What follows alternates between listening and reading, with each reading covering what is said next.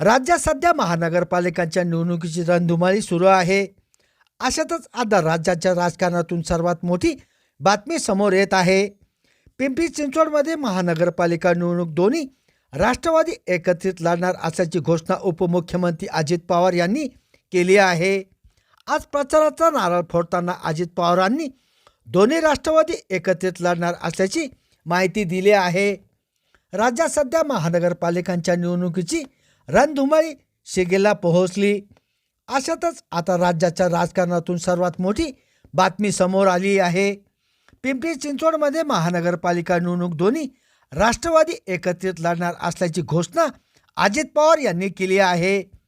आज प्रचाराचा नारळ फोडताना अजित पवारांनी दोन्ही राष्ट्रवादी एकत्रित लढणार असल्याची माहिती दिली आहे. दोन्ही राष्ट्रवादीच्या युतीची घोषणा करताना अजित पवार म्हणाले की ही निवडणूक फार उशिरा लागली. कार्यकर्ता जपला पाहिजे, त्याला मान दिला पाहिजे, कारण आम्ही शिवशाहू फुले आंबेडकरांच्या विचारांनी काम करतो. मी खासदार झालो तेव्हा PV नरसिंहराव मंत्री होते. शेतकरी कुटुंबातील मी एक सामान्य कार्यकर्ता आहे. शरद पवार तेव्हा चांगले काम करत होते. मला खासदार केल्यानंतर हा शहरात विकास झाला पाहिजे असे वाटून जायचे. अनेक ठिकाणाहून लोक इथे नोकरीला यायचे, लोक इथे राहायचे आणि मुक्कामाला पुण्यात जावे लागत होते.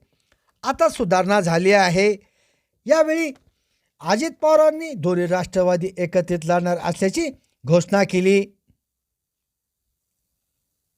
संभाजीनगर समाचार न्यूज चॅनलसाठी सुनील टाक.